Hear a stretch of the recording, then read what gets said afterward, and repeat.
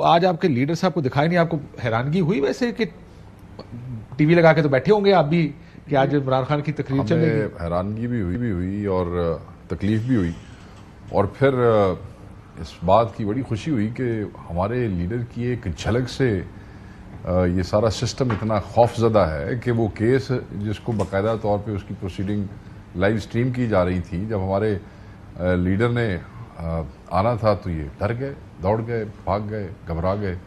क्यों? इसका जवाब तो इनको देना चाहिए। हम तो बड़े एक्साइटेड थे। देखें जी, इतने अरसे के बाद कौम ने जिस आदमी की आवाज़ पे जेल में से गैर मौजूद लोगों को आगे किया, तो उसकी एक तो झलक के लिए लोग अब देखें। फिर जब वो तस्वीर निकली है तो वो एक तस्वीर नहीं बर्दाश्त हुई तो ये पूरी तकरीर कहाँ बर्दाश्त हुई थी? तो और वो तकरीर फिर वो तस्वीर के कैसे वायरल हुई है काशिफ भाई, और कहाँ कहाँ गई, और लोग चूम चूम के जो है उसको, और कहीं मिठाइयाँ बांट रहे हैं सिर्फ कायद की झलक देख के। तो मैं ये समझता हूँ कि अगर वो नज़र आ जाते तो फिर पता नहीं इन्हें क्या अनजाना खौफ था और क्या खान साहब ने कर देना था जिसकी वजह से ये घबरा गए। मैं पूछ लेते हैं? हाँ, पूछो ना मेरे को। क्या खौफ था यार? वो कह रहे हैं क्या खौफ था जिसकी वजह से खान साहब को नहीं दिखा? देखिए, ये बड़ी अनफॉर्चुनेट है कि होना ये चाहिए कि या तो बेंच फैसला करता या जजेस से मुशावरत होती कि जी इस तरह का मामला। अब एक नैरेटिव हमारी एग्जीक्यूटिव का है कि तस्वीर एक आदमी की या आवाज़ ना आए बाहर, तो वही नैरेटिव अगर apex court of the country भी फॉलो कर रही है।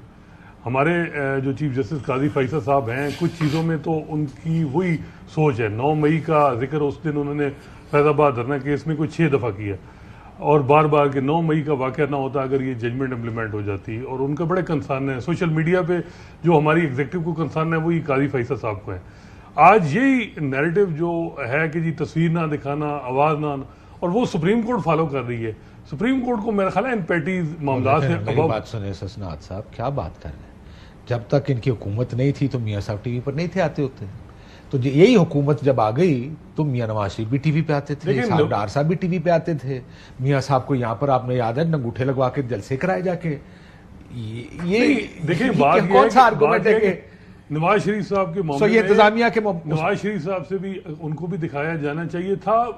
इस्लामाबाद हाई कोर्ट में वो खुद जाते, वहाँ कुछ सिविल सोसाइटी के लोग जो है उनकी तरफ से प्रॉक्सी पिटिशनर बन के गए। इस तरह तो फिर 199 में रिलीफ नहीं मिलता। नवाज शरीफ साहब खुद जाते और कहते कि जी मेरा बैन मेरे पे जो टीवी पे ख़त्म किया जाए। और जब हमने देखा कि इमरान खान साहब इस्लामाबाद हाई कोर्ट में एक मामले में आए कि जी, और पैमरा को की जो पाबंदी थी उन पर ख़त्म हुई और कहा गया कि उनकी प्रेस कॉन्फ्रेंस दिखाई जाए। तो ये मामला है कि ऐसा नहीं है, प्रेशर तो होगा ना खान को दिखाने। नहीं, ये बात बिल्कुल ठीक है कि सुप्रीम कोर्ट को ये नहीं करना चाहिए था। अगर आपने एक आदमी को राइट ऑफ ऑडियंस दे दिया, खुद सुन रहे हैं, कोर्ट सुन रही है, तो सुनने दें लोगों को। फिर बिल्कुल ये बात है कि और उससे ये हुआ है कि इतना कुछ करके फिर वो मामला यही हुआ है कि फिर आप जो हमारी एग्जीक्यूटिव का नैरेटिव है वही सुप्रीम कोर्ट फॉलो कर रही है। कल भी यही बहस चल रही है हर टीवी चैनल पे। मैं अगर मैंने भी बात की, क्या होगा, क्या ये देखी जाएगी? वो मेरा तो ख्याल था प्रेशर बहुत होगा चीफ जस्टिस ऑफ पाकिस्तान पे। एक कि कोई निजाम ना बैठे जो अमूमन बैठ जाया करते हैं, दूसरा ये लाइव भी जाए। फिर वो गए आगे टीवी चैनलों का मामला है वो जाने, और ऑन एयर करना है नहीं करना वो जाने। ये तो पहले मरले पर ही क्या वजह बनी? देखिए, बड़ा हैरानकुन था। उसकी वजह ये है कि यही नैब तरमीम केस जब ट्यूसडे को जब सुना गया तो तमाम तर जो कार्रवाई थी वो बराह रास्त नशर की गई।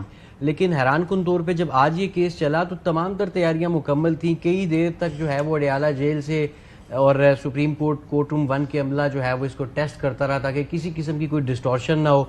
हम यही तवक्को कर रहे थे कि क्योंकि तमाम तैयारियां मुकम्मल हैं और जस्टिस अतर मिनल्ला साहब ने बड़े वाज़ेह रिमार्क्स दिए थे लास्ट हियरिंग पे कि कोई डिस्टॉर्शन ना हो, कोई टेक्निकल फॉल्ट नहीं होना चाहिए। वफाकी हुकूमत और सूबाई हुकूमत यकीनी बनाए कि किसी किस्म की खराबी ना हो। लेकिन आज जो है वो नहीं इसको लाइव टेलीकास्ट किया गया। उस चीज को तो रोक लिया, उसको कौन रोकेगा? एक मौके पर एडवोकेट जनरल केपी के आए भी रोस्ट्रम पे, उन्होंने कहा कि जी वो बराह रास्त दिखाया नहीं जा रहा, तो उनको सिर्फ ये कहा कि जी आप एडवोकेट जनरल ने कहा कि सर वो बराह रास्त नहीं दिखाया जा रहा। चीफ जस्टिस साहब ने कहा मैंने पता है, जाके जाहिर ये पता है उनको कि नहीं दिखाया जा रहा, उनको तो वही नहीं दिखा रहे ना। ये फैसला हुआ ना कि नहीं दिखाना। जब सुप्रीम कोर्ट अपने ही एसओपीज पे फॉलो नहीं करेगी, एसओपीज है ना कि 184(3) की हर केस जो है वो लाइव स्ट्रीमिंग होगी, और जो दूसरे केसेस हैं 4 बजे के बाद उसकी अवेलेबल होगी सुप्रीम कोर्ट की वेबसाइट पे। अब डिस्क्रिशन इस्तेमाल हो रही है पिक एंड चूज कुछ केसेस हैं, जर्नलिस्ट की प्रोटेक्शन का मामला आया, उसमें हमने देखा कि वो केस भी लाइव स्ट्रीम नहीं, लाइव टेलीकास्ट नहीं कराया गया। आज भी यही हुआ।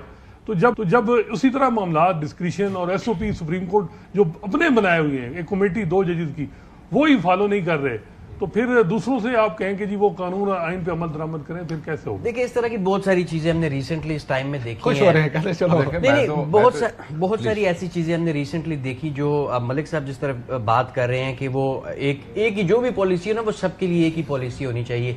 लेकिन हमने माजी में से सुप्रीम कोर्ट में ये भी देखा कि जो सुप्रीम कोर्ट के ही जज हैं वो इंसाफ मांगते रहे, वो ये कहते रहे कि जो कानून आपके लिए था वही हमारे लिए होना चाहिए, बस इस एग्जाम्पल को, इस मिसाल को फॉलो करें। लेकिन ऐसा नहीं हुआ। फिर ये आज जो ये लाइव स्ट्रीम नहीं किया गया, इसमें भी हमें ये डिस्क्रिमिनेशन आप इसे कह लें, जो भी आप कह लें, नजर आए। बहरहाल इसमें पीटीआई अगर बाकायदा तौर पे एक दरख्वास्त सुप्रीम कोर्ट में दायर करे और बेंच फिर यकीनन उसके ऊपर फिर बेंच ये फैसला कोई कर सकता है, तो हमारी बात ही। इमरान खान की तकरीर करने का प्रेशर तो होगा ना, कि इमरान खान तकरीर करेगा तो वो जिसको 8-10 महीने से चैनल नहीं दिखा रहे, वो तो प्रेशर होगा कि हम कैसे। बड़ा लंबा चलना है, अभी ये लंबा चलना है। आज पहली हेयरिंग थी, हुकूमती वकील के दलाइल थे, अभी शायद इन्होंने 5-6 हेयरिंग्स और लेनी है हुकूमती। और खान साहब हर हेयरिंग में बैठे होंगे, हर हेयरिंग में बैठे होंगे, क्योंकि खान साहब नहीं, खान साहब खान को दिखाया जाए। देखिए, वो कोई इस केस में बतौर मुल्जिम तो पेश नहीं हुए, वो तो बतौर मरकजी दरख्वास्त गुजार, उन्हीं की दरख्वास्त पे ये तरमीम जो है कलअदम करार दी है सुप्रीम कोर्ट ने। और बल्कि मुझे याद है कि जब उन्हें खुद एक नजर आ रहा था ना कि शायद पीटीआई या बानी चेयरमैन पीटीआई खुद इन्हीं नैब कवानीन का टारगेट हो सकते हैं, तो आखिरी समाअत जब या सेकंड लास्ट समाअत थी, तो ख्वाजा हारिस जो वकील थे चेयरमैन पीटीआई के उस वक्त, तो उनसे फिर पूछा गया, तो उन्होंने कहा नहीं जी, उनका यही मौकफ है कि जो हमने इनको कलअदम करार दिया जाए, जो हमारी प्रेयर है हम इसके ऊपर कायम है। हालांकि उन्हें नजर आ रहा था कि इस सारे का वो खुद भी शिकार बनेंगे। लेकिन अच्छा, अभी भी बहुत सारे लोगों को तवक्को है शायद जब वो खुद बोलेंगे वो देखेंगे फैसला। आज आप दोनों से पहले, उसके बाद मैं शेख साहब से एक और सवाल पूछना, फिर मैंने आना है कंटेम्प्ट के ऊपर भी आपके पास। आपको हैरानगी हुई कि नहीं दिखाया गया, या आपको पता था कि नहीं दिखाया जाएगा? क्विक जवाब दें ब्रीफ में पहले। देखिए, मुझे जाती तौर पे कोई हैरानगी नहीं हुई। हसनात, मुझे थोड़ी हैरानगी हुई, क्योंकि जब एक दफा बुलाया गया, राइट ऑफ ऑडियंस दी गया, तो फिर सुप्रीम कोर्ट की तरफ से, क्योंकि ये था कि बेंच की तरफ से जजेस जो चाह रहे थे कि उनको बुलाया जाए, उनको सुना जाए, तो वो ये नहीं कहेंगे कि इनको रोका जाए। लेकिन ये बड़ी हैरानगी कि एक वन साइड बगैर मुशावरत के जो है वो बैन हो गए। लेकिन किसी जज ने एजिटेट भी नहीं किया था। काशिफ भाई, देखिए, इंतजामिया जो भी फैसला, हुकूमत जो भी फैसला करे, अदलिया का तो अपना फैसला होना चाहिए। आज अतर मिनल्ला साहब की जो ये बात थी ना, मजबूत पार्लियामान, आजाद अदलिया और बेखौफ लीडर, देखें, एक तो मजबूत पार्लियामान फॉर्म 47 के साथ नहीं बन सकती, इसी तरह आजाद अदलिया एक कॉम्प्रोमाइजेस के साथ नहीं बन सकती। ये बात ठीक है।